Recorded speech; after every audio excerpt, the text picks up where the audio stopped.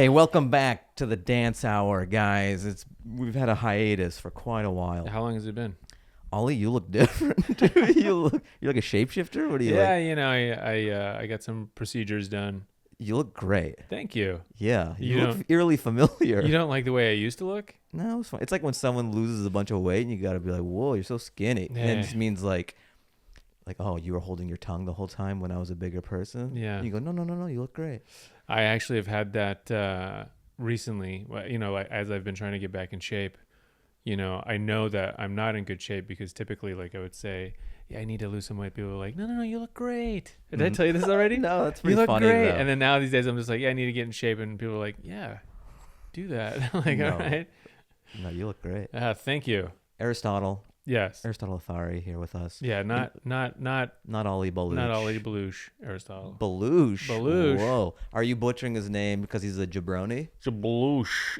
There's a backstory here. Is it Baluch or Belush? I think it's neither, but both sound accurate. Yeah. Right? They're both ethnic enough where. Yeah. So we actually recorded a pod. Ollie, Aristotle, myself. It was genius. For our grand reopening. Yeah. It was good. It was great. It was awesome. Yeah. Okay. It was like honestly a very good. It was great. I'm sad you guys aren't going to be able to see it. Yeah. And so how do I frame this? I want to tell the story. I guess we'll do it sort of like a movie where you get pieces, or it's like who did Memento? All right. Here's what happened. Here's what happened. I'm doing a big build-up. But I just want to say, Good Lord. Ollie Belush is the jabroni of the month. Yeah. I love him. We love him. Yeah, we love him. But we call a jabroni. Yeah. And normally we wait until the end of the podcast to announce and, decree jabronis. But because it's tied into the craziness that happened with this pod and why the one we did isn't coming out. I'm still not sure what jabroni means. It's just not a good quality. Just not a good You quality. don't want to be a jabroni. But is it something that we are now saying, but then later find out it has some negative like racial connotation to it? Hey, well, our career has been great. I just want to talk to future me. I had no idea. I had no idea either. Future me, I don't know what I'm doing right now. Can we talk to future us? Yeah, totally. Yeah, what? Yeah, I'm sorry. What we're saying right now is destroying your career in the future. But we had no idea, and we meant well. And we know the people of the future they don't know the difference. But from the heart, I had no idea jabroni meant that. What about stuff that you did recently, like that set that you had the other night? How do you feel like that's going to play out? Oh, well, none of my comedy present day will hold up 30 years from now. Uh-huh. I'll be like, I can't believe I said that, Okay, but do you like watching yourself? Hold on, I gotta explain why Ollie's a jabroni real quick, and then we'll get into this. But hold on to that. So we recorded the podcast. It was in the can. It was fantastic. We had the memory cards, and then we went to an Italian sub place to celebrate. Yeah. Not to celebrate, but just to get celebrate. lunch. It was celebrate. Sure. Yeah. Celebrate. Eat lunch. Had some baklava. Some baklava. That's your your cheers. A little bit, yeah. And I walk in, they go, Aristotle! Yeah. And then we find out, Ollie's like, I can't find the memory cards. I lost them. Just for the audio. For the audio. So we had the video. He lost the audio. And then he's like, I'll keep looking. And he looked everywhere. He looked in his car a bunch of times. He looked in his house. And then found it. Oh, so he went to the sub place that we went to. It was in the parking lot. Miraculously, the memory card was still there, this SD card. Yes. And then it wouldn't work when he put it into his laptop. He goes, I'm going to go to a memory. Do it to camera. Okay. What? Just directly into? Yeah. Okay. So... we know this story. We're trying to tell them. Oh, okay. Okay. This is a guy with the TV experience. He's telling, okay. This is good. What can I say? So he puts it in, doesn't work. So then he takes it to a data salvage place. He's like, can you recover whatever's on here? The guy said, no, I can't do it. So he took it to another one. Slow the guy all right, we have a guy cue cards back here. He's going too fast. He's going too fast. Can you slow it down? Slow down, man. Yeah. Sorry. We could have got a teleprompter, but I like wasting human energy. Yeah, I mean, it's a union thing. It's a union. Teamsters? You can't get around Teamsters. No. Even though this is a non-union job. Yeah, I know. So Ollie Belush, he couldn't get the data salvage from two places, and it was just gone. It was lost. And so that is why. How do you lose a memory card? But he found the card. Sure. He did. There He was tried. there It was a valiant effort. We to try appreciate it. to try to get all the data back. He took it to a place to try to recover the thing, and it didn't work. Yeah. Well, we tried, and he's not here. He passed. No, I'm just kidding. He was supposed to be here, but he's traveling. He's traveling. He's traveling. So it's us two. Do you like? I was just thinking, like, do you like watching your stand up or watching? You know what I don't like watching of myself? I don't like watching my old stand up. I don't like watching me laugh. Oh, really? Yeah, I feel like my laugh either sounds too cackly or fake. Oh, no, but it's genuine. It's like your laugh. It's very distinct. I always like when I'm performing in the OR at the Comedy Store. You can hear me, and I can hear you because it's yeah. like laughter can get, if you have a generic laugh. Yeah. You just blend in with the crowd. Is that generic? I think in my mind. Oh no, that's an industry showcase. Yeah. Oh. Or no, the industry showcase is like this. Oh, that's good. Yeah. Or no, it's like this. I can make money off that. Yeah. That's their laughter. Yeah. Yeah. I can watch. Well, I have to do it because I post clips and stuff. So I'm always watching myself and chopping up and editing. I can handle it. Yeah. But I don't like, because I've had a special come out, Remember when I did my CISO one? Yes. You directed it. Aristotle directed it. I directed it. Yeah. And they wanted to do like a watch party where it would be some sort of like. They did? I think so. They wanted to do that. Nobody talked to me about that. And where people would come. Let's sit there for a second. How come I didn't know about that? Did they want to do it? Well, Wait, we never did it because I didn't want to do it. Like a watch party, like CISO wanted to? No, people will do this. Remember when people would get the Comedy Central half hours and stuff? Oh, yes, and yes, then yes, they would yes. like rent out a lounge, yes. and then people would watch. Still didn't know about that, but that's, yes, I get it, yes. Yeah, so I'm like, that's mortifying to me. I don't want to watch my stand-up special at a viewing party with other people that's like nails on a chalkboard. Yeah. Because that's not genuine laughter. Like, if it was the actual show, okay, but like, I don't want to have a party of people watching me do stand-up at a show that happened in the past. That's weird. What would be the best scenario? What would be the most genuine and honest scenario for you to be? Like, would it be that people just got invited to a party, they didn't know what it was about, and you're like behind glass, like just one-way glass? Is it one-way glass or two-way glass? Is that the police one where? Yeah, and then all of a sudden your special starts playing, and you're just monitoring people, seeing if they're paying attention and or laughing. That's kind of how I tweak my jokes. I have a one-way glass, and then I show clips, and then it's like a focus group. I still feel like it's a very long process. What, the way you write jokes? Really? Yeah, the way you do it that way, it's just a lot of people involved. Sure, but it's a power thing, and there's sexual stuff tied into it. Yeah. So it's a twofer, Yeah. Part of it is writing comedy, and the other part is like I get my rocks off you're always watching other people through police glass. And you're cheap with snacks. I think that's how you get them. Yeah, what is it? Just like a veggie platter? Starve them out. Yeah, veggie platters and smart food? Popcorn? Smart Pop, I believe. Smart Pop, yeah. Yeah. All right, so last night we were at the Comedy Store. Yes, we were. You were showcasing. I was paid regular. I was showcasing, yeah. They had a few people showcasing right in the middle of it. Yeah. Kind of serendipitously, I saw this unfold while you were on stage. I'm sitting in the bucket seats in the back of the Comedy Store. The bucket seats are for paid regulars.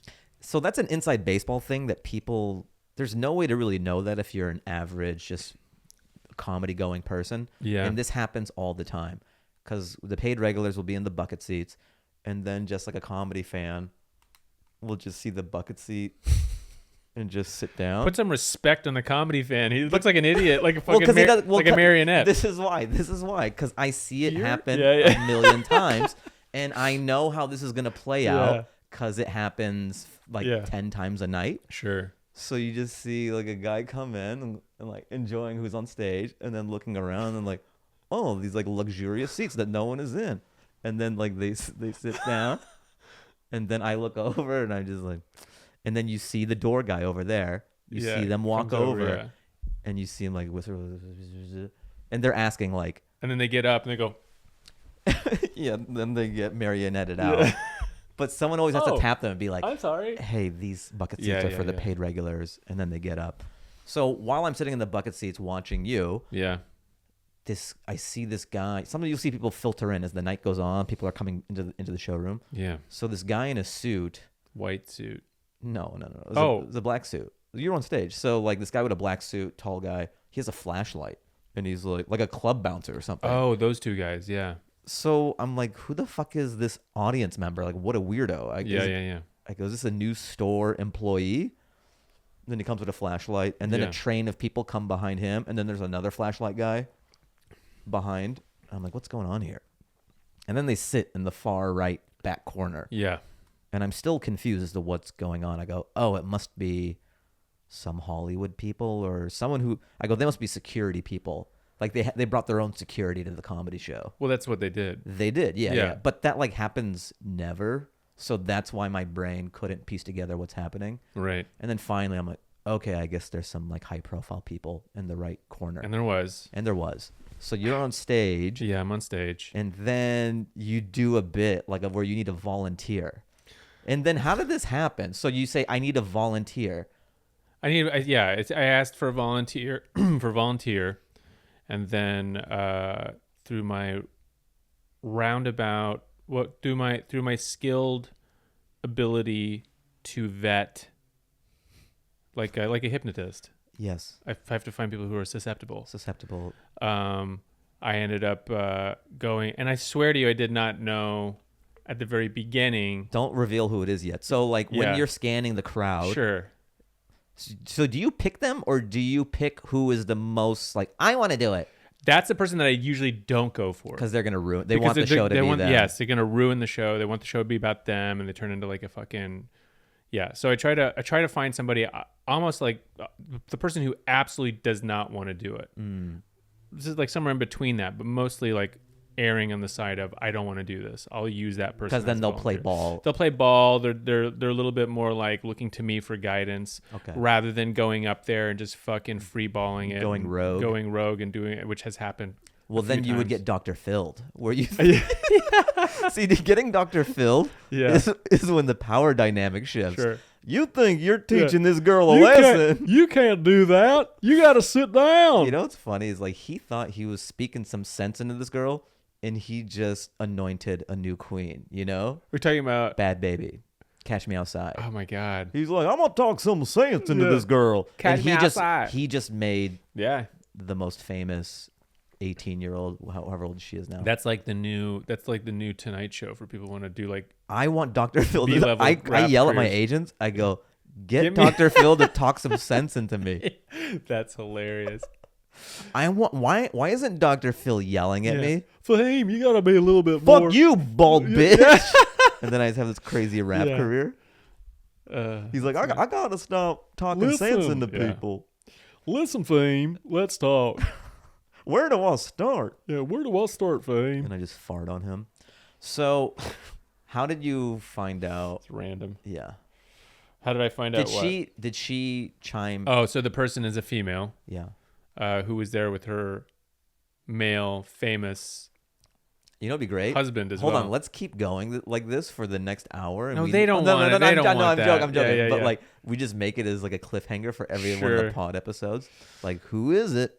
I mean, I clocked them walking in, and I knew that they were in the corner, and then I kind of knew they were in the corner. But you know, when you're up there, it's dark for the most part. I mean, you kind of can see relatively clearly for the first the first 4 rows in front of you. Well, I guess pretty much all the center you can kind of see. Those little corners can be a little dark spots.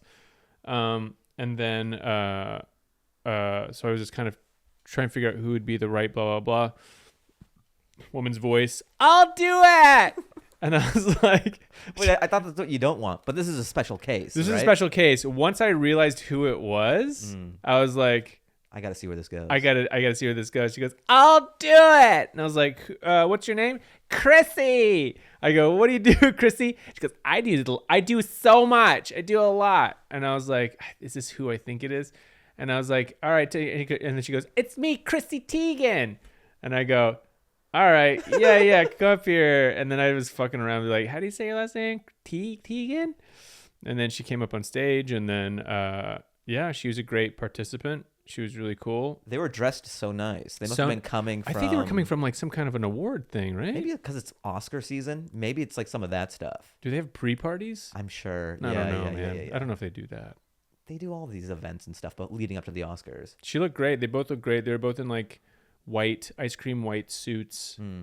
Well, he was chiming in. John Legend was Oh yeah, also he was chiming in too. He was like, Hey. "That's my wife." I'm like, I know. I loved giving it to him. I go, man, I stole your girl, bro. Yeah. You Was should your have girl. been there. Yeah, next time, guys. Next time, guys. And then her dress did leave a lot of feathers on stage. Yeah, you so saw that because I brought you on brought stage. me up. Yeah. And then Yeah, I saw tons of I saw feathers. the remnants of Chrissy Teigen. It's fascinating, man. It is interesting to kind of be in the orbit of somebody who lives on a different planet. I'm not saying like she's really sweet and everything, but like I do think a certain level of fame, you start, you know, you gain citizenship to a different planet. Yeah. You just don't know. I think, right? Uh, You know what I do love? I do love like kind of being in, when I ever get the opportunity to be like in a famous person's, like office or trailer or whatever, and you just see like a banana peel that's just like kind of sitting there on the table rotting a little bit. You're just like, you're like me, dude. yeah, he's like, you're just a regular fucking idiot. I've got to. Okay. Well, that's why I love that Ralph's grocery store on Sunset Boulevard. Wait, do you run into a lot of people there? No, but Oh. why I love it is because it's like the epicenter of Hollywood. So, you know, everyone who's trying to make it or doing a thing out here, You mean it's like epicenter as in like geographically? It's just geographically, center. it's Okay. like Sunset Strip. You're making it seem Like, like it's that's- Paramount Studios. That's Like when you get your suitcase Yeah. from Ohio to make it, you'll drop me off Yeah, at the Ralph's. Yeah, rock and roll Uh, Ralph's. But you'll see some guy in leather pants and buckles. He looks like Edward Scissorhands. Yeah. And he's getting a plunger. So it's just very refreshing that Yeah. whatever avatar you choose Sure. here in Hollywood to chase your dream, Yeah. and no matter like, you know, what clothes, what mask you put on for whether it's Yeah. music You still or go by pickle you loaf. still have to buy sponges Yeah. or toilet paper. I was there actually last night, right after my set. Swear to God. Rock and Roll Ralph's. Rock and roll Ralph's. Like I saw the Goo Goo Dolls guy there one time. Oh, really? Yeah. But is he all made up and everything?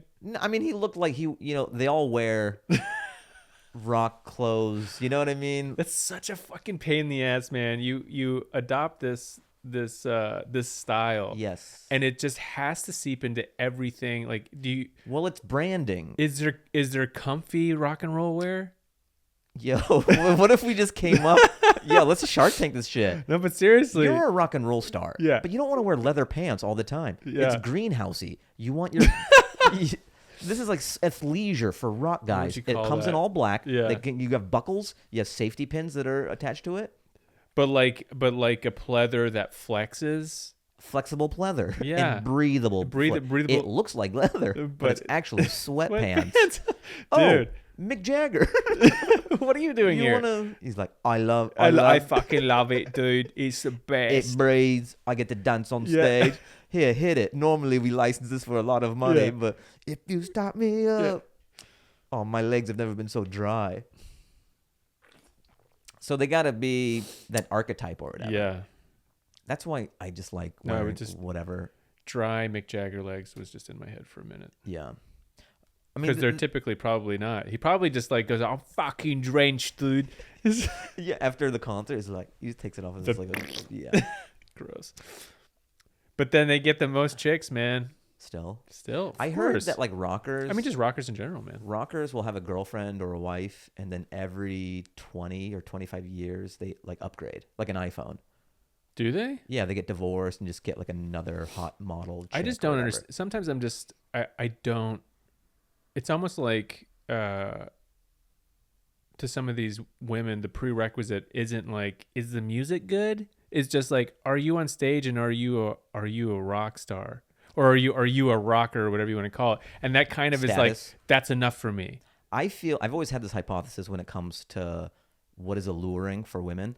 I Yeah. think you need to be on one of the two ends of the spectrum as a guy. You need to be firing on all cylinders and like the greatest in your field, Yeah. or sleeping on a mattress, like drummer, You need to be like off the grid. Like those are the most attractive. Like this guy's unplugged. He's just chasing his dream and he has no money. Maybe. Or he's crushing it at business, or he's like this amazing musician. If you're just doing pretty well, like a branch manager at Chase Bank, that's not as hot as a guy who like lives in his van and goes to gigs. Maybe. I don't know. Maybe. But there is something that to this day, and I've been around for a while on this planet, I just cannot figure out what the mystique and the attraction is to just musicians. Because I've seen some like beautiful women dating these guys who are musicians, but their music fucking sucks. And I'm just like, Sure. why? Like, what is it? I have a theory. So Like, no hot girls are dating like comedians that are just because they're on stage when they suck. that's true. Yes. You know what I That's a mean? good point. That's a good point. I never see that. Well, here's the thing with music. There's a lot of mediocre music. You could vibe to it. Bad, like mediocre and bad comedy, is so much more obvious than kind of middling music. I guess. But okay, so like New Year's Eve, Sure. Is this a story? yeah, and it kind of it like ties into this. Okay. Just an observation that I had. All right. So my brother for New Year's, he goes, "Hey, we're like me and my wife, we're going to Kenny G to bring in New Year's. Do you want to go?" And I go, "Yeah." I have nothing going on. I would never go to Kenny G. Kind of no shade. I love Kenny G. He's great. G Bop is like one of my favorite songs of his. So he goes, "Do you want to come with us?" I go, "Yeah." What an awesome way to bring in the New Year. So What year was this? This is this year. Oh, this year. New Year's. Yeah. So Your brother's in the Kenny G?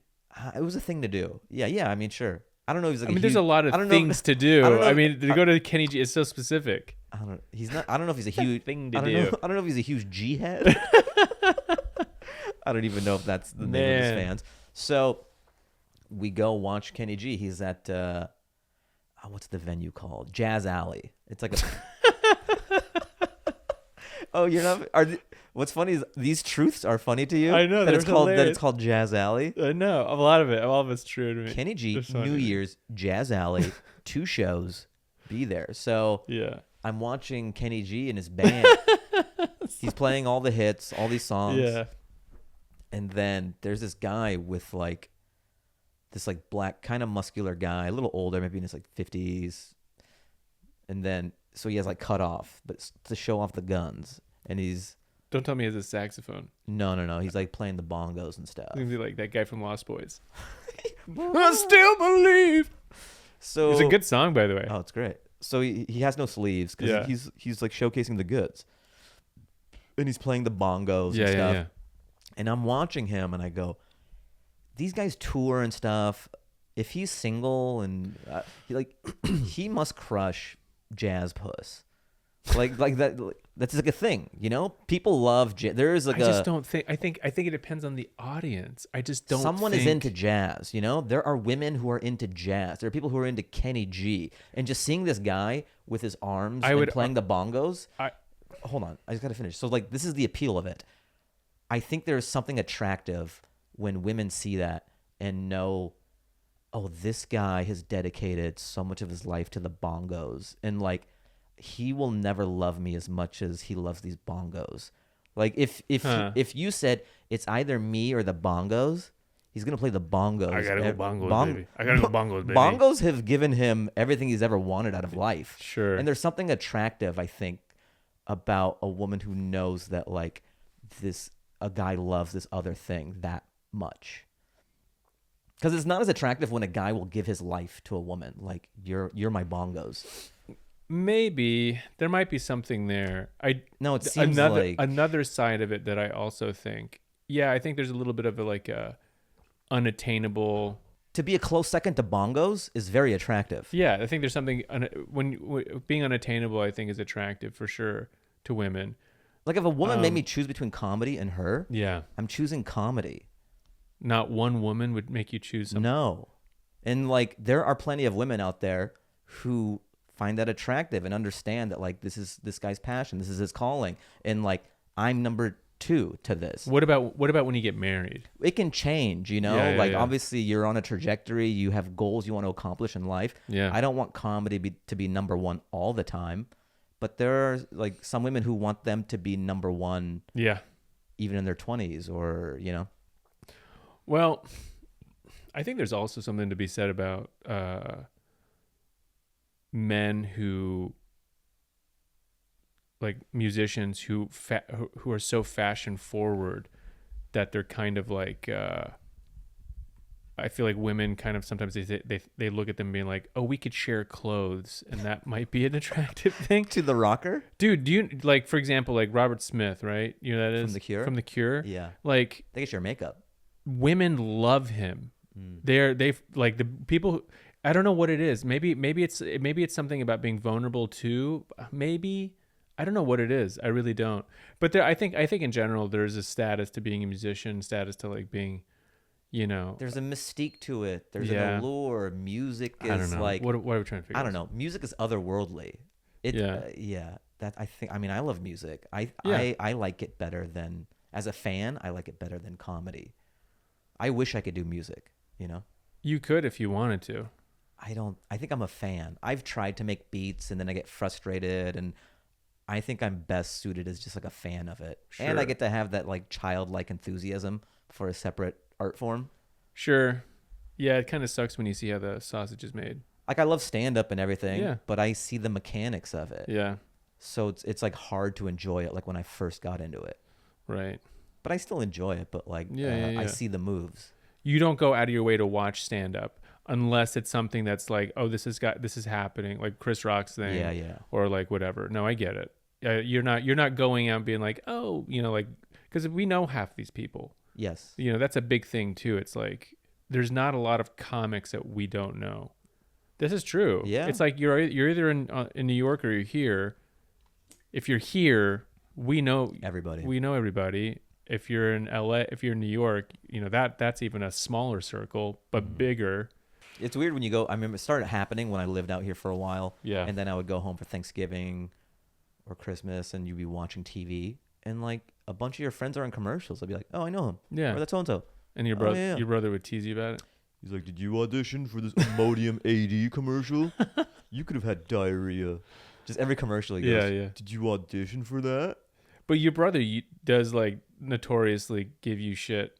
He's always Well, has, right? it's no. I mean, he loves me and everything. I know, it's but a like, fun game yeah, for it's- him yeah, to yeah, like yeah. be a shit starter. Sure. Especially when my dad didn't want me doing comedy, you know, like early on, and I had no success whatsoever. Sure. So the rage is even higher Right. because at least I have things to show for my decisions now. Back then, it was just like I'm a lunatic, right? It will be the dinner table, and he'd be like, I forgot. He would just say things that kind of like get my dad angry. Sure. Like, hey, Fahim, did you audition for that thing? Or maybe you could do this? Or how much money did you get paid? Oh, they give you a burger? That's good. That's worth it. And your dad would be like, what? I mean, I could just sense it's like, God damn it. Shut the... well, he would snap every couple months Yeah. and just sort of like, Leave it alone! what are you doing? You're throwing your life away. But in a loving way. Yeah. I fortunately never had that. That's nice. Yeah, nobody ever told me. But that's why not I'm do such a it. great comedian, because when you get told you're throwing your life away, you go, Mhm. I'm going to shit. You do the Billy Elliot. Yeah. I forgot who has that joke. I had more friends and people that I knew that would tell me I would never make it or things like that. That, yeah, you do, in a weird way, you do hold these things. You do like hold on to them. And for me, like I do use it as fuel. I always have. Yeah. Yeah. Your career is vengeance driven. I mean, my career has always been kind of like, I mean, it is driven a little bit by like proving people wrong. 100%. Oh. I've always used that I'm just being honest. Mine isn't. I would always be like I was very protective of my dream. And like when I was working at Boeing, Yeah. I never told anybody that I do stand-up comedy. Right. And even when I would meet people, I would have to be very close to you before I let you. I wouldn't like wear it on my sleeve. Like, I do comedy. Right. I do stand-up. You should come see me sometime. Like, it was just a secret. It was for me. I have Sure. a feeling. I have an aptitude for this thing. Yeah. And if you make it so public, you're just inviting people to pop your balloon. So Yeah. for me at least, so I kept it separate. I kept it very secret. And it's like when you're trying to make it or get to a certain point, I never held grudges. And like, yeah, it sucks. And I'm observant and I keep it in my mind a little bit. But I'm not saying that I held grudges. yeah. But I would always, my mantra would be, they don't know yet, or they don't see That me. too. They don't see me for the way I see myself. Yeah. Yet. But then, and I wanted to prove that to them. Yeah. Same thing. We're the same, We're dude. the same, We're dude. the fucking same. What else is going on? What else? Have you watched any movies lately? This is like a first date. I know. Do you like, what are do we you like doing? music? Do you like music? Do you like music, dude? What do you like to listen to? By the way, we never share music because No, you played it. You were when we were driving to the Italian sub place before our Jabroni. Yeah. You go What did I play? Joywave? something. You go. You're probably gonna hate this. You hate every song that I play. You do typically. No, but then you played it and I liked it. you're like, Yeah. Yeah. I was dancing so much I had to open up the car and Yeah. I jumped out. I go Fahim now. It was too funky. But I do know now like what kind of music. Like if there's a funky, thick, funky beat, Yeah, man. like it's got to be like a thick, bassy, funky, like veiny, thumpy. Yeah, like your body. If your body wants to move. Yeah. I don't understand. When did you discover you could dance? Do you remember? Was it like I mean, Michael Jackson. I used to. But I mean, like you had to have had somebody be like, "Hey, you're actually pretty good." No, not really. I mean, the first ever public dance thing I did, it was probably I would dance like Michael Jackson when I was a little kid, and my mom would make me like dance like Michael Jackson for company. You know. Like Have you ever talked about that? I think briefly I did it one time where I go, when you're a little kid. Come on. Yeah. Do that Michael Jackson. He is very good. Listen. Do that Michael Jackson. Everyone's just drinking tea and like eating knuckle. Like. and you go, bam, bam. You know what's funny is like they think it's gonna be a cute kid, but I actually have like smoke. And it's like a really good production. There's like lasers. Yeah. And I have other little kids come out and we're doing a duet. You're like, holy shit, this is good. Yeah, Your and they're son's just like, really good. they're like, they're not even, they're just missing their mouth with the D. So, I mean, I had this epiphany when I was older that when you're a little kid, I would think that they were clapping and stuff because I was crushing it. Because I was so good at Michael Jackson. Sure. And in hindsight, you realize, oh, they were just doing that because I'm a cute kid moving around. Yeah, but like, there's something there with you in dancing because you are very good at it. I can only imagine it was early on in your life. There was something there that people could have seen. There had to have been.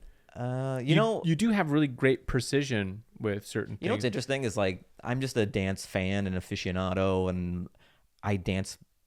I never went to school or anything. I'd always dance in my room by myself and just like see my shadow. Yeah, and kind of like dance to my shadow and maybe dance in a mirror. It was always this like private experience that I had with dance. I never went to nightclubs. You did a lot of private things. A lot of private things. So like your stand-up was private, your dancing was private. Yeah, man. Yo, part of this is therapy, dude. We're having real breakthroughs. We're learning things about myself. So it's not like I was very public with other than the talent shows. I would do the talent shows, you know? Okay. I think the first ever talent show I did was dancing to MC Hammer. But I was too shy to do it by myself. Do you have it on video? I think the VHS is probably at my parents' house somewhere. Did you have the pants? I had baggy pants. No, I didn't have the parachute pants.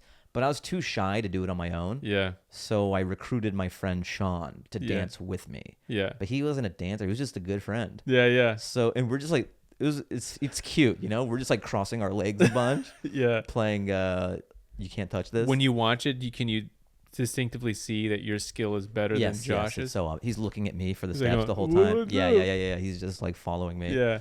So that was my first public dance, and then I would do Michael Jackson for the talent shows. You say that like a foreigner. This was my first public dance. It was my first. And then I did another public dance. And then I do another public dance many years later after I perfect. And then that public dance goes very well. Very good public dance. Very good public. I become best public dancer in all public. But then I go back to private I go back to private dance just to really refine the skill, to hone it. And then I come for like one last public dance. Yeah. You have to be there. And then, president there and mayor. Yeah. For public. So, Michael Jackson was kind of that's how I got started. But what's funny is I think when I was in high school, I did the musical. And they have a singing person and they have a dance person. And it was in Woodinville, Washington. It's mostly like Did I see this video? No. Maybe. You know, I put a clip on YouTube of me flipping off stage from that production. If you search Fahim Anwar flip, I saw you'll see that. me flip off stage. Yeah. That was a high flip too, man. Yeah, it was closing night. I was really juiced. That's why I over-rotated. And I took a speaker out with me. Oh, you did? Yeah, because they're like, you know, it's like drama kids. Like, all right, guys, it's closing night. Let's give them one hell of a show that they'll never forget. But he launched you, and you're like so fucking. Oh yeah, that was a different flip. But my friend Jonathan Hino, we learned how to do it on his front lawn. I would step into his hand, and he would like flip me. So, but it was like the first day of dance shit, and the dance guy, he got to work with me, and he was like, I could see he was so excited. Because like in the years that he's worked at Woodinville High School with the musicals, I don't think he had a guy like me. So I was like his LeBron James. He was like, this is going to be fun. So yeah, we got to it was fun for me. It was cool. That's awesome. I always wanted to learn how to do flips. I had to teach myself. One summer, I taught myself how to do a backflip. I just had my friend David Bradley from across the street come over. You're recruiting a lot of random friends. I have good friends. Yeah. I have good friends. Do you talk to any of them anymore? Yeah. Really? Yeah. No shit. So, yeah, I go, just tell me what I'm doing wrong. And then he's like, yeah, you're going diagonal too much. And then I would keep on doing it. But these are people. Oh, this is the person. For the backflip. Oh, but like, because summer is long. You have nothing to do. I go, I want to learn how to do backflip. Yeah. So he would come over, and then he goes, yeah, go more straight. But how does he know? He has eyes. He could tell me what I'm doing wrong. Okay. Yeah. So then I learned how to do that on my own. And then I learned how to flip off a wall on my own. But hold on, like, you have no, like, you didn't open a book, one YouTube video, nothing? I mean, YouTube wasn't even a thing back then. So then how the fuck do you not break your neck? That's why it's on grass. And you then can still you have break a your neck friend. on grass. I trusted myself enough. Like, I would never do that now, obviously. But when you're a kid, you're dumb. You think you could do it. You would just go, I'm going to I hope. And then Well, you you know what? jump back? And No, so I would do a round out, like a round. So the round off to backflip. Because that gives you momentum. Is it a cartwheel that you do, kind of? You ever see gymnasts? It's like they run and then they turn their body the other way and then do a backflip. Sort of. So it's a round off to backflip. That gives you more momentum to like bounce off the ground. The standing backflip is harder because you're going from nothing. Yeah. But I learned how to do that. You know what the trick is? Tucking your feet? Yeah. Yeah. How'd you know that? I mean, You go like this. You take the headphones off. But it's out of frame. Yeah, Like, yeah. You have to trust me that I did it. It was amazing. I nailed it. I'm just assuming like centrifugal force, I thought I was the engineer. This guy's schooling me. right? You jump back, tuck in, and you should Not naturally. even back. You just jump as high as you can, like arms up, Yeah. and then bring your knees into your chest. And then that is the rotative. Interesting. Yeah. I would never try any of that shit now because I have Right. too much to lose. I would break every bone in my body. I'm still my foot still hurts from basketball. Oh, really? Yeah. My toe, it's more my toe now. Oh, did you hear that? What? Is that a crack? That crack, yeah. Yeah. Oh, man. We're Anything just else getting happened old. this week? For me? Yeah. I'm going to South by. Oh, yeah. Tomorrow Aristotle's morning. got a movie. I got a movie. It's premiering, right? It's premiering at South by tomorrow. That's awesome. Or no, I mean, I'm leaving tomorrow. It's this weekend. It's going to be so weird. I'm either going to be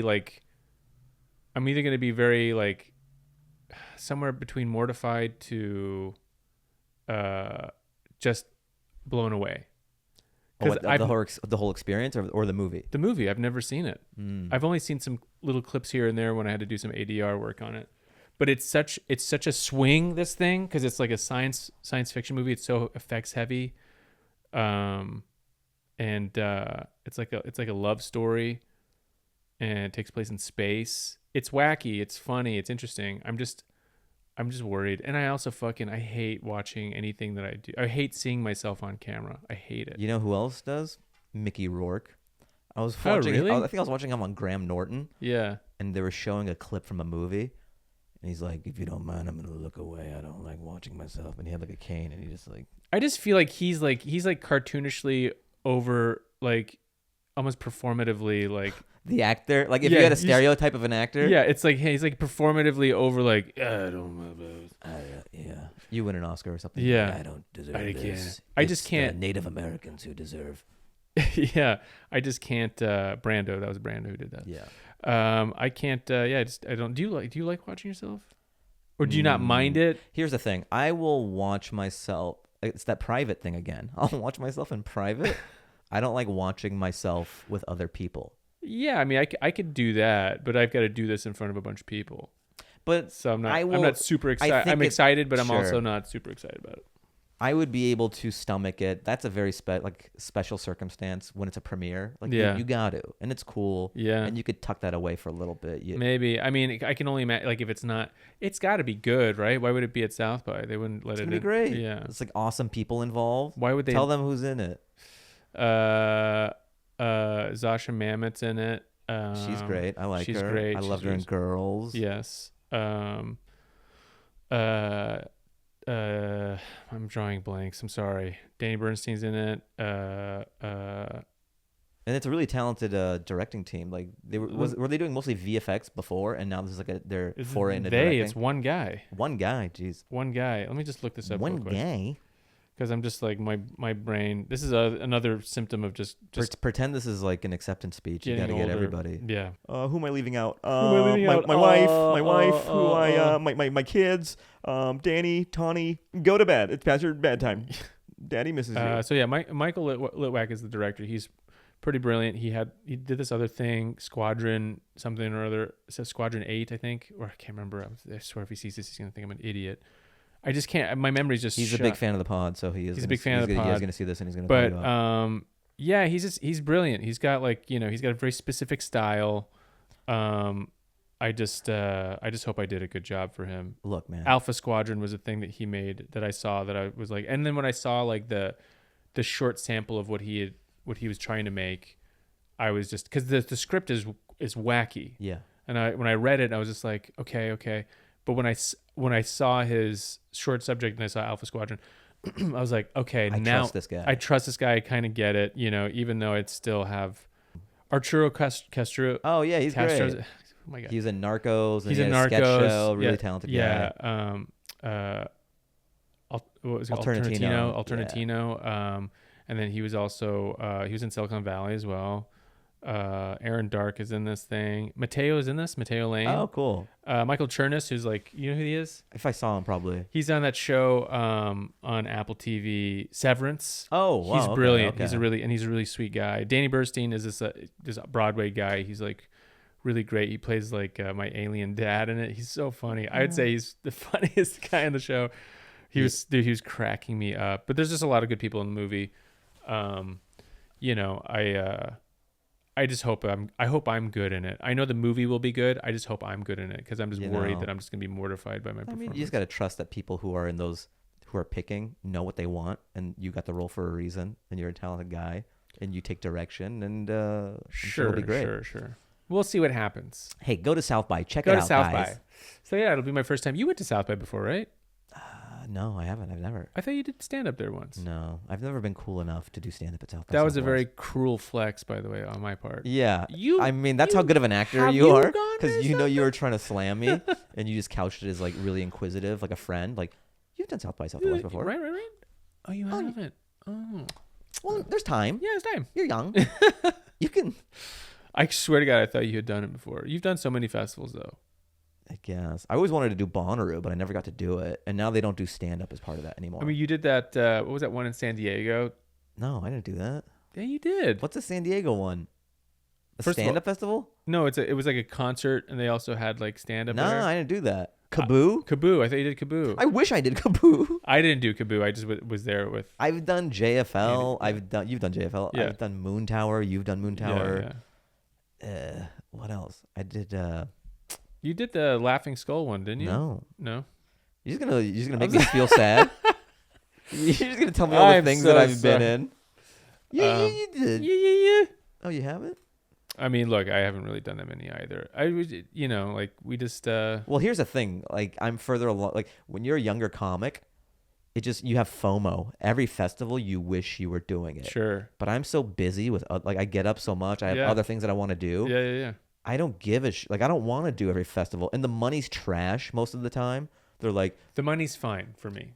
Okay. Yeah, well, yeah, for you. For me at the time, It's fine. just they're I like, just don't want to burn any bridges. sure. You Like, want to do all the fests. Yes. Whereas I'll tell the fucking fests how it is. They'll be like, it's $400. You got to fly yourself out there. It's true. We've got a nice tent from REI that we're going to set you up with. This is true. These are really docile homeless people that'll be your neighbors. You don't have to worry about getting stabbed. But then you do get stabbed, which is crazy. You do, yeah. And you have a show later. When you were talking about the Broadway guy, it just reminded me when I did Tonight Show, we were still hanging out. Oh, yeah. You guys went and saw Beetlejuice? No. Wait. I'm sorry. You know what's funny? This podcast is just going to be you being the king of wrong. I know. And then you... But no, you went to... You know Wait, funny? it was Phantom. Phantom. You went to Phantom. But I mean, that'd be a funny sketch But idea. why did you not go to It's just like, Beetlejuice? you're like Jay Leno, you're a late night host. Yeah. And you don't know... All your proclamations are false. Yeah. Say, I heard you you went to a Beetlejuice on Broadway. You're like, no. You saw Beetlejuice, right? Oh, sorry, I got mixed up in my notes. You were at South by Southwest. No, I've never been there. Just like an 8-minute segment. Yeah. No, you go to commercial break. We'll be back with more with Tom Cruise. And then after commercial break, It's Matt Damon. No, I'm doing Tom Cruise though. I'm saying it's Matt Damon. It's not Tom Cruise. I just was informed during the commercial break that Matt Damon and not even Tom Cruise. That's so funny. What was I gonna say? Yeah, we saw Phantom. Why did you see Phantom? You know, it was between that. It's a very classy choice, but like, why? I think because it's going to go away from it is. Broadway. Oh, I didn't know that. I wanted to catch it, and it's. How do you know that? You just read that? Yeah, somewhere? we read it up. The Phantom told us. He goes, "Oh, well, I'm not going to be there. I'm not gonna be here anymore." I saw him at a cafe. Yeah. And he goes, "Oh, I'm off the clock. I'm off the clock. Oh, let me put my mask. Yeah, I'm Christine." So what's gonna happen to it? Is this gonna go away? It's gonna. I guess so. I mean, maybe it's gonna go into the Disney Vault. It's such a bullshit. The Disney Vault is such a bullshit thing. Every time it's going away, the Disney Vault.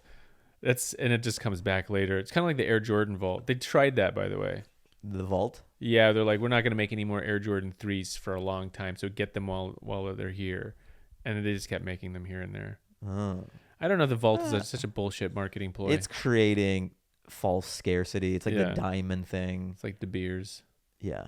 So wait, so you saw Phantom, and then you heard it was going away, and it's going. It's just I think it's just going on hiatus or something for a long time. It's like Cats or something, where it's been running and so successful for so long, and then it just, all right, they're done. Like they're not doing Cats on Broadway anymore, right? I don't know. I'm not a huge Broadway head. I don't know everything. Well, you made a classy choice. I would have totally picked Beetlejuice. I would even might have Beetlejuice is on Broadway. Yeah. You didn't know that? No. Yeah, there's a Beetlejuice Broadway show. Is it good? I don't know. Huh. It's got to be if it's Broadway. I mean, right? they turn everything into a Broadway show. I mean, like Spider-Man. Spider-Man, the one where everyone was breaking their spine, and they're like, "We just got to work a few kinks out." Yeah, right. Like, didn't they go through like I 10 know. Spider-Mans and they're all breaking their backs? I kind of wish I would have seen that one. Yeah, there was a Spider-Man musical. There was which was Broadway. But then it went dark because it was too dangerous. Yeah. And then it gives you a newfound respect for Spider-Man, who actually web slings around the city. They couldn't even do it in a theater. They should make a Broadway production of Heat. Yeah, that'd be hilarious. Just like there's a Broadway guy who just converts macho like Rambo. Yes. Just to bring in the male clientele. They go, look, we have too many gays. I would 1,000% go see Rambo the musical. Would you There's not? Just a bunch of guys with backwards hat and like kettlebells in line. Yeah. Just to watch like Heat the musical. Would you not see that? I'm gonna catch him. Yeah. And then De Niro's like, don't get involved with anything. You can't. Oh, by the way, I've been reading that book. Dude, they wrote a sequel. Did I tell you this already? To the movie? Yeah, so Michael Mann and this other writer, I'm trying to remember her name. Again, my memory, I'm sorry. My memory sucks these days. They wrote a sequel, Heat 2. Mm-hmm. And I've been reading it. It's a big one. It's like 400 plus pages. I'm like 20 pages done. Are they going to make it? I don't know, because the way that they, and I don't know if anybody here, any of your audience members are a huge Heat fan. I'm a huge fan of that movie. It's a prerequisite. Like if you listen to the pod, you have to watch Heat. You have to watch Heat. Even though we never talk about it. Yeah. It's sort of like a prerequisite to listen and watch Dance Hour. Could you add like right here, the whole Pacino, he goes, great ass! Right here. Great ass! Thank you. Yeah. Okay. But yeah, so they wrote this sequel in book form. It's really long. It's really big. And I don't know if they can make it. I mean, because it does jump around in time. So there's like a portion of the book is the future. AI, dude. Sort of like, but the problem is that the portion of the book follows, the character that Val Kilmer played, like his escape and like what his life is afterwards. And then another portion of it is like from before, like almost a prequel to Heat, like when they were all together as a crew in Chicago and whatnot. It's called Warm. It's called Warm. I saw that coming. I know. I just saw it coming. I'm an idea man, dude. Yeah. But no, I mean, I think the book is great. I just don't know how they're going to make it, because it's like you'd have to like do something weird, like recast like younger versions of all these characters, and then you get people who are like, how do you not play a Pacino? Like, how do you not do an impression of Pacino? Like a stereotype impression? Yeah, exactly. Or De Niro, or any of those people. And then how do you do the future version if, unfortunately what happened with Val Kilmer, and his throat cancer and all that stuff, like he can't clearly play that part. Well, I'm telling you, have you seen these AI? Like, it's crazy how sophisticated it is. I know. My favorite genre of comedy that's happening right now is it's on Twitter. It's where I saw it. It's like Joe Rogan and like Elon Musk and they're AIing their voice, playing video games. There's another one where it's like Joe Biden, Joe Biden, Trump, yes. And it sounds like the Biden one is like scary good. The Trump doesn't sound like him completely, but the Biden and the Obama are spot on. They're fantastic. There's like Mountain Dew Code Red. It's kind of they're geeking out. It's kind of scary, man. Yeah, it's kind of frightening. I'm wondering what the future is going to hold with this technology. Like, are we going to get fooled and go to war over just like some AI bullshit? Now this is a different podcast. Who knows, man? I don't know. It's like one of those things where I do sometimes catch myself thinking, is the world really... I mean, look, the world is currently really fucked up, but the world was also fucked up when we were kids. We were in this Cold War when we were kids, and to the adults, it was like the world's about to end, but to us, we're just like, we're just watching cartoons and playing. Sure. Is this just really just a symptom of being an adult and being aware of what's going on in the world? I think it's twofold. Yeah. I think it's that. And the fact that things are just really fucked up. Well, no, it's like how much information we're inundated with. Sure. Remember, you had to turn the TV on to get any of the bad feelings in news or anything? Sure. Whereas now you have Twitter, you have Instagram, you're just bombarded. We just know too much. Here's a question. Yeah. If you could, I don't know the exact parameters of my hypothetical here, but if you could go back okay, so here's two versions. Mm-hmm. If you could go back in time as who you are now, the adult that you are right now, and you just go back to a certain era and just live there for like, 5 or 10 years and then come back. Yo, that's awesome. I love this hypothetical. What would you do? It's what era would you go back It's to? like era traveling. Instead of going to Tokyo, yeah, just like a time period. Yeah. Dude, that could even be a movie. But I'm asking you the question. Where would you go? What era? Yeah, man. I'm not pitching a fucking movie. Sure. I mean, I maybe inadvertently, I guess I am, but isn't that like time tourism? That's fucking awesome. Yeah, time tourism. Oh, that sounds so great, man. Could you imagine? Where would you go? America? Where am I geographically? Does it matter? Would you really want to go to another country, like in a different era? Like you'd be like, I want to go to Italy in the 80s. You do that? That's a good point. Where would you go, man? Maybe the 70s or 80s? Like early 70s or like mid, late? Because I mean, maybe mid 70s, like after there's the threat of what? Disco. Whenever disco. Like when disco's like on and popping. I could see you doing that, yeah.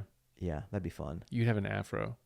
For sure. You already? Look, it's not even the 70s and I already have one. By the way, we haven't talked about your hair. Oh, yeah. I'm letting it grow. Neil Brennan. Whoa, yeah. Last night. Oh, they were in the hallway? Yeah, we were in the hallway. He was kind of... He's like, you have the worst hair. Because Prashant was there. Yeah. It was like Prashant had great samurai, flowing, luxurious hair. And then yours was nice as well. But I just towel dried and went to the comedy store. I didn't do anything. But you were on a date. Yeah, I don't like. She's fine with it. Sure. She's okay. As long as she's okay with it, that's all I care about. And also, it's almost like that test. Look, I want you to like me at my worst, or the Marilyn Monroe test. Yeah, you don't deserve me at my blow dryer if you can't accept me at my towel dryer. That should be the shirt. That's the shirt. If you can't handle me at my towel dry, you don't deserve me at my blow dry. That's good. That's funny. Yeah. Yeah, I don't know when I would go. I think... Oh, here's another question. So let's say you go back to the 70s. Are you doing stand-up then? Interesting. I feel like that's not fair then. It's almost like knowing the stock market but then also the Yeah. style of today may not play in the 70s or It may not. Maybe. I don't know. Like if I was doing what I do now in the 80s, Yeah. I don't know if it would hit as much. Maybe they want something a little more broad, a little more loud, a little more personality driven, you know? So then what are you going to at least dip your toes in stand up, see if it's even in that world for you? Because I could tell you, what if, okay, so keep going. Would I do stand up in the 80s? No, not the 80s. You said mid 70s. Oh, mid 70s? I can totally see what you would do in the mid 70s, but I want to see if you land there. Talking about the war and stuff or what? No, I'm just talking in general. Like, what would you do with your life? I just happen to ask, would you try stand up if you're like, I'm in the 70s all of a sudden, and you're like, okay, I gotta exercise my skill set. Would you go and do stand up? But I know what you'd end up doing. But I want to hear what you'd say. Wait, No. Hold on. If you know what I would be doing, you mean in the stand up space or just life? In life, I could see it in my head. Okay, would I try stand? Yeah, out of the curiosity, sure. Yeah. If I could get up, Yeah. like, how would you orchestrate getting up? Would you just be like, hey, I'm a big stand-up? I or guess. you just go to open mic. I mean, I would hear about these like I would hear about these like these interviews with like Seinfeld and whatnot, and they would talk about like back in the day, like late 70s, early 80s, they would go up and just try out new stuff, and they would do 20-minute sets. They weren't like 5-minute sets. They would do like long sets, and they were like nobodies. And I was like, that's interesting, but whatever. I could see you somehow finding your way onto Soul Train. I'm dead serious. And then you, dude, I'm being serious. Like, you would start dancing and like reinvent, and like they'd be like, dude, that guy. Can you come back tomorrow? Can you come back tomorrow? And I think you would become a Soul Train staple. No Holy joke. Shit. Camera two. Yeah. The camera loves him. Can you not see that? I could see that. I could totally see that. I'd be like Goldie Hawn, because didn't she break out from being one of the girls on? The Laugh Out, or Laugh In. Laugh Out. You know, I did laugh in. I wonder if I talked about it on a pod a long time ago. Here's the brief version. Sarah Schaefer, who's a stand-up and a writer. Yeah. She writes on Twitter. She goes, "Hey, are there any stand-ups? Does anybody know any stand-ups who can also dance?" What year is this? Maybe like 6 years ago, 5-6 years ago. They did another Laugh In for Netflix. Oh, I didn't know that. So she goes, "Are there?" Because she's writing, she's like producing or writing Laugh-In for Netflix. And then Moshe Kasher CCs me. He goes, like, check out Fahim, or he's like, seeing you on this. And I go, hey, what's up, guys? And then so they loop me in, and like, hey, yeah, we're doing Laugh-In. It's gonna be this thing, and we're looking for comics who can dance and also deliver comedy and stuff. Do like a line. So I was made to believe that it'd be like, you do jokes and stuff. There's a comedic element to it. Yeah. So I'm like, okay, cool. It comes the day of the taping and all that stuff. I go there, and then slowly I find out I'm just a backup dancer.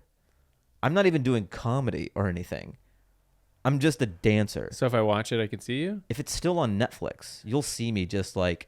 So I'm kind of pissed, you know? Are you like dancing with an angry face? No, I went the other way. I'm like, I can have... Well, it took me a while to get to this evolved place. Yeah. Because at first I was like, fuck this. This is bullshit. Like, I was misled. I'm going to leave. Like, I was going to leave. Yeah. But then I'm like, it's tape night. It's in too deep to... Then I'm going to leave them on a lurch, you know? Like, that's not... I want to be professional. Even though I'm getting fucked, I don't want to make it... You know what I mean? Sure. Like, then it'll look bad on me, even though I'm the one who's getting fucked here. So I'm like, I can't bail. I have to do this thing. I got tricked into being a backup dancer. And I go... whatever, I'll just dance really hard, like really dumb and ridiculous, and just own it. Yeah. I accepted the fact that I'm there to dance. How many episodes? It was just one. It was like this Laugh-In special. Interesting. So you'll just see me in the background. Yeah. Who else? Anybody else that you I know? mean, they had mega famous people doing actual lines, and like Sherry O'Terry was there. I'm trying to think. They had a bunch of people just doing like what Laugh-In is. It was like Cameo City. Huh. So if that's still on Netflix, just yeah, I think you'd be a Soul Train. I wonder, Miguel, if you catch it, like throw a picture of, like a still of me. Yeah, right or there. Or maybe even, yeah. Put it right here. And then if you can put together at some point in time, Make a GIF out of it if you can. or just like see if you can superpose Fahim's face on the old school Soul Train dancer and put it over here. Just see if it looks right. But see if you could do the timing of it to kind of like right where when we were talking about it, because that I could totally see you. I don't need. You just know for a fact that would be my thing. I could just see it and it would fit, and then just knowing that you would kind of reinvent a lot of like, or like you'd show them shit that they'd never seen before, and you'd look like this inventor. I do the moonwalk and take credit for it. I mean, there is that kind of temptation, right? That if you happen to be transported back in time before these like monumentous, did I say that right? Yeah. Monumental things like were invented or created. Do you scratch that itch of being like, or do you like introduce it and say it's your idea? It's kind of like that movie Yesterday. Was he called? Oh, was that the Beatles one? The Beatles one. I haven't seen it, but it does kind of, you do wonder about that, because I don't know if I would do maybe I would do stand up, and I would. There's a part of me that would want to like audition a joke or two from like comics like from the future to see if it would just work. do like Chris Rock bits. Throw like a Dane Cook bit in there, see if it works. I mean, I think there's a lot of things from that first album that probably would work, but like like a Chris Rock bit, or even like a Bill Hicks bit. Man, actually, Bill Hicks was very much of the time. I just don't think it would work then. But yeah, I don't know. I would definitely probably go invest in companies that I knew were going to be huge, but like FTX. like FTX. Yeah. I don't know. I definitely would try to like. I don't know. It's an interesting scenario. Remember when MTV's The Grind came out? That was like my generation Soul Train. Yeah, but yeah. I mean, it doesn't hold a candle to Soul Train. Of course. But that was like the thing. It was just people in 90s clothes, like at a pool party. Like that's when Pauly was. The Grind was it was like. I'm thinking. Actually, Pauly predates The Grind, I believe. Yeah, The he Grind does. was like late 90s, I think, mid-late 90s. Mid to late 90s. Yeah, Pauly's MTV was like back in, literally late 80s. There's that great interview where he interviews Bruno Mars. Bruno Mars, yeah. How crazy, A dude. baby Bruno Mars. Yeah, that's crazy. It's crazy, just like the circuitous nature of this thing, that we, like I remember one of the first autographs I ever got was John Lovett's and Norm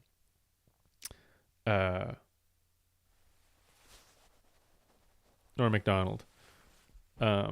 And they were playing. I guess they were playing. They played tennis together, and because they were walking with tennis rackets, and but they were like it was over there by the Century City Mall. So maybe there was a tennis court around there or something. I don't remember, but I remember rushing over to him, and I was like, I'm big fans. Could I get an autograph? I was like, yeah, and I didn't have any paper, and I was like, what do I have? And I literally had this photo of me and this girl that I dated at the time. And I just said, just sign the back of this. Yeah, that's and cool. He signed it. And then, they said, funny stuff. I think Norm said, don't do drugs or whatever. But that was like, and then to like, full circle and then working on that stage that they were on. It is very weird. It's very strange. Yeah, it's just a weird kind of, I don't know. You have experiences like that. Just working in this town, I guess, like people that you would see in a box, Yeah. It's just this magical box, and then you're like doing stuff with them. Yeah. Like when I mean, this is a while ago, many years ago, but I did a guest. It's kind of crazy. Like it's like one of the smallest guest things that I've ever done, but it was like the most famous encounters that I've had with people. So I had like a small guest role on Kirstie Alley's show called Kirstie on TV Land. I didn't know that. Yeah. So this is like a couple of years, I mean, maybe 10, I think 8 years ago. I kind of remember that. But so it's a sitcom. And when you're on a sitcom, you're doing table read, you're doing rehearsal, you're doing blocking one day. You're spending a week with all these people. Right. So for this episode, I'm interacting Jason Alexander, Michael Richards from Seinfeld, and then Kirstie Alley. Like Who NBC royalty, really. NBC royalty. Yeah, that's crazy. Maybe Rhea Perlman. I forget. Maybe. And then this girl who was like this actress. I mean, I want to turn this into a stand-up bit. So throughout the week, she was saying like, "Oh, my boyfriend's going to come to." She's like, "This is a terrible Spanish accent or whatever." It's like my boyfriend's going to be coming to. She's like kind of like a Sofia Vergara type. Yeah. So she goes, "My boyfriend is going to be coming to the show," and everyone's like, "Oh, okay, cool." And then like, yeah, my boyfriend's going to be coming. Comes tape night. Her boyfriend is Al Pacino. I literally was about to say Al Pacino. I swear to God, dude, I was about to say Al Pacino because I have an Al Pacino story. Holy shit. Okay, so it's Al Pacino. That's so weird. It's so weird. It's so weird. But what's funny is Can we just put Al Pacino's face Al here? Pacino, Yeah. just to remind the people of this mega star. Yeah. I'm just so naive. I'm so dumb. When she told me that my boyfriend's coming to watch the show, Yeah. I didn't think it would be Al Pacino. Okay, so it's Al Pacino. And then he's backstage and stuff. And for some reason, I thought that he was going to be watching from the stands. Yeah. I just picture Al Pacino watching, like eating pistachios and being like, Oh, wow. that's great. Okay, so here's the joke, or here's my take from just that experience, is that it's crazy and inspiring to know that, wow, even Al Pacino has to do boyfriend duty. That's hilarious. Like, this is a school play to Al Pacino. Sure. He's one of the greatest actors ever, or of his generation. Yeah, I would say he ever. is up there. Yeah, of course. He has to come to this sitcom taping on TV Land for this girl that he's dating, who I'm sure is talented and stuff, but like, this is... She's in the show. She's in the show. How old is she? She was younger, like, yeah. But no, not like DiCaprio young, like appropriate. That's the new thing. DiCaprio young. That's hilarious. So, yeah, it was just kind of like, even he has to go and be like, wow, that was great. Yeah. You killed it. You guys were so good. I learned some things from you. So good. Oh. Yeah, I had a weird... What's your Pacino story? So my Pacino story, I had just signed with my agent. Mm-hmm. And, I was just kind of like excited to be working with them. And he calls me one day. He goes, "Hey, do you want to do a table read?" And I was like, yeah, sure. Like, what do you mean? Like, just do a table read? He's like, yeah, we're doing a table read at the office. Al Pacino will be there. Do you want to do it? And I was like, of course. Sure. Yeah. And part of me was kind of like, is he fucking with me? It's just saying so random to go from like, I didn't really have... From zero to Pacino? Yeah, really. This is like 2019 or 18. I can't remember. I think it was 2019. And so I walk in and, I'd been to a table read before. Usually they're like packed with people. Mm-hmm. There's like producers and blah, blah, blah. It's like, people. A lot of deli meat. A lot of deli meat. Yeah, exactly. It's just bagels. Right. And so I walk into this room and I just see this other guy standing there and he kind of looked like an agent. And I was like, "Oh, are you an agent?" He goes, "No, I'm an actor. I'm here with a table read." And just me and him. And I'm thinking to myself, and I look at him and I go, "Al Pacino?" He goes, "Yeah, Al Pacino." I was like, "Oh, okay." And so we're just waiting, and then like another 10, 15 minutes goes by. Just another one person walks in and like, "Are you here for the table read?" They're like, "Yep." And I go, "Al Pacino?" "Yeah, Al Pacino." It's like, "Oh, okay." Wait, what do you mean Al Pacino? Like, I'd be like, "You're here for Al Pacino?" Oh, like the Al Pacino project or whatever. Yeah. He's like, "Yeah." I like how it's a code word. Yeah. Speakeasy. It's kind of how it felt. It's like, Al Pacino? and then I realized it was kind of a little bit. I started feeling like it might be real when I'm trying to remember his name, Josh Hutchins. Okay. Yeah, you know what I'm talking about? Yeah. He walks in, and I'm like, "Yeah, I know you from blah blah." And I'm like, "Al Pacino?" Like, he's like, "Yeah, Al Pacino." And then it was just like, okay. And then literally it was just me and I think 5 actors. That's it. Total 6 of us. I think it might have been just total 5 of us. We're sitting there, and then Al Pacino walks in, like super bohemian, like long coat and tons of necklaces and rings. That's awesome. Yeah, it's like, just like I just got back from Ralph's. Yeah. I was getting a plunger.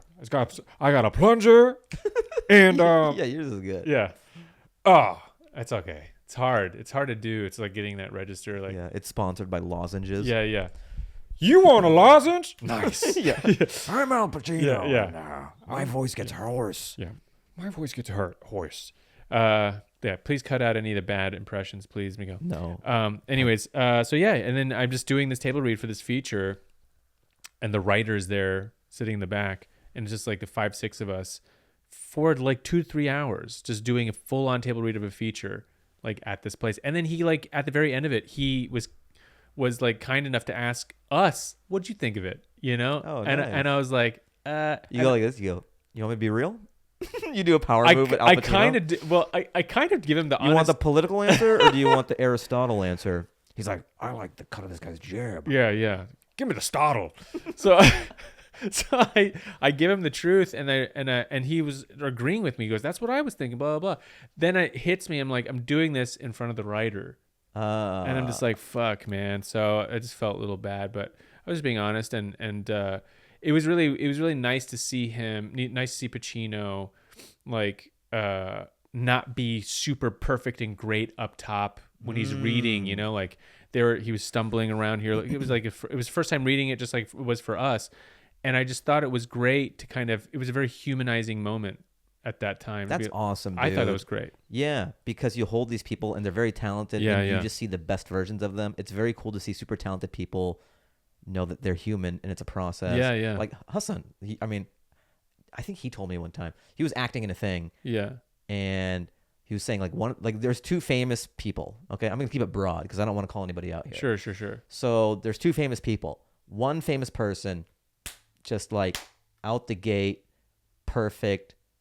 You know what I mean? No shit. Just okay. like knows the shit, up and down, perfect take every time. Yeah. Other one, like a little sloppy, but then gets it and gets there. And it doesn't matter. You know what I mean? Like I think both are equally valid. I think I feel like I know who We'll talk after. Yeah. But one is to a T and the other one, it takes a while to rev up and to get on the on ramp, and then interesting. But it doesn't matter because when they edit it, it's fine, and that's inspiring to know. Even seeing Chris Rock when he's working on his hour, he comes by the Comedy Store, he's just reading things, and like some jokes work, some don't, and it's Chris Rock. So yeah, it's those I value those moments a lot. Yeah, you know, you don't have to be perfect. You just have to do your best, and that's what I've learned too. Like, I think I'm a talented guy, but I don't think everything I do is the best, and that's okay. You know, like you try your best with everything, and then sometimes you get close to whatever. Come over here, Miguel. Do your best. I'm enough. Yeah, you'll like connect with enough things, and that's all that matters.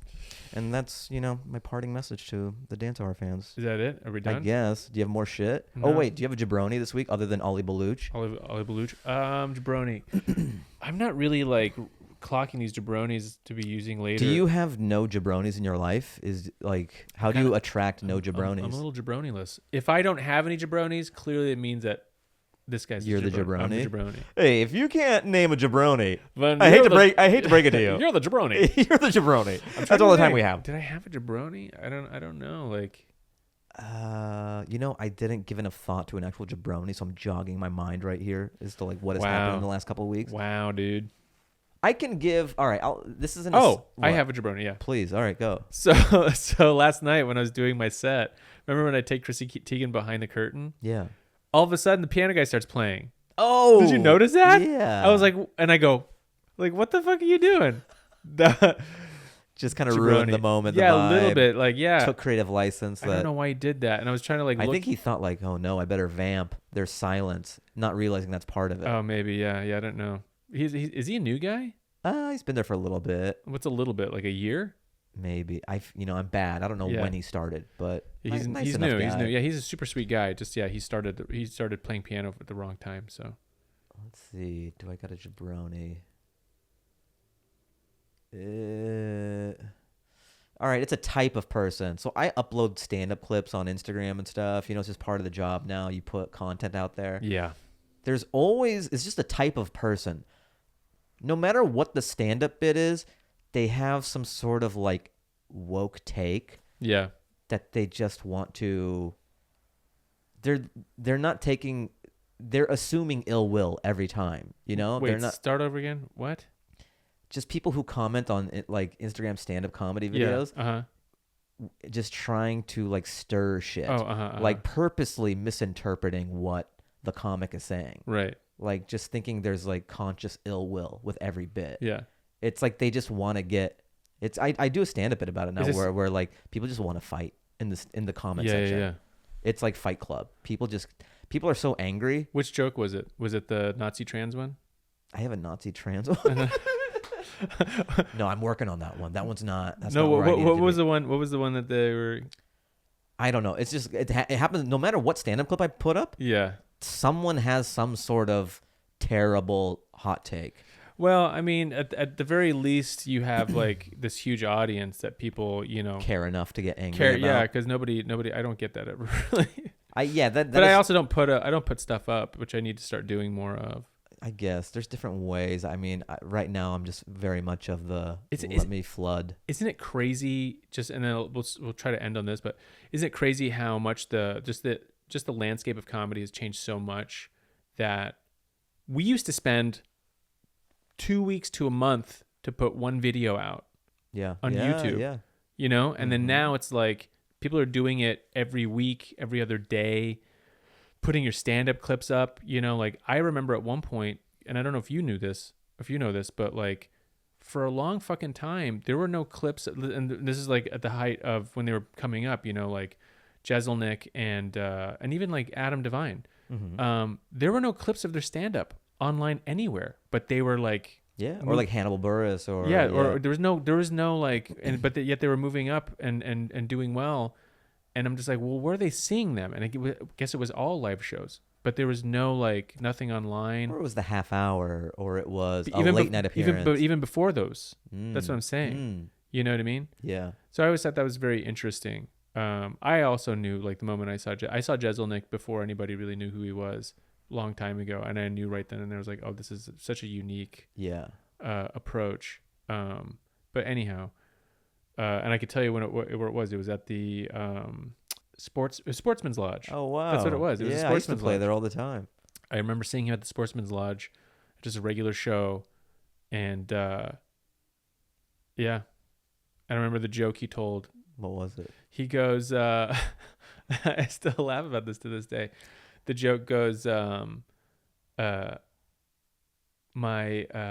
was dating this girl, and she was like, I am addicted. This is so funny.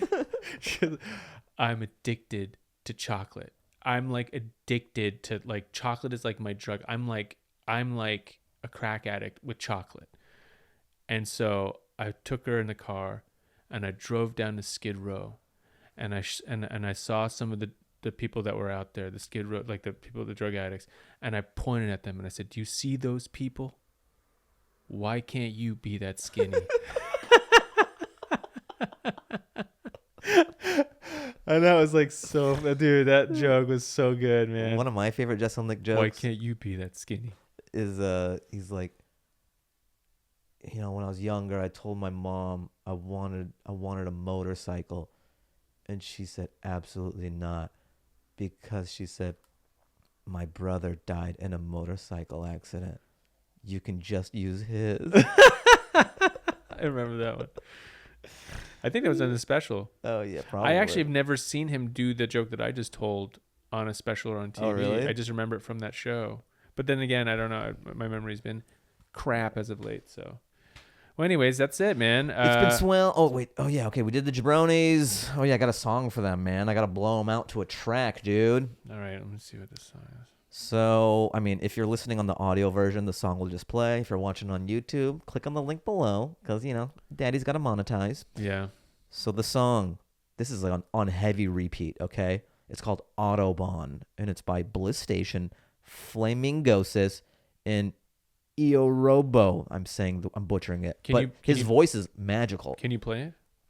I can't. Well, the YouTube version can't come through, because then gotcha. All right, it'll check out. I'll play it when we cut. Yeah, we're gonna have a dance party. Okay, so that's the app. Be sure subscribe, private dance, and then public dance later. Public dance later. Public dance later. Yeah. So subscribe, all that stuff. Yeah. I'm trying to think. Thumbs up. Yeah. Comment. Yeah. Help the algo. Okay.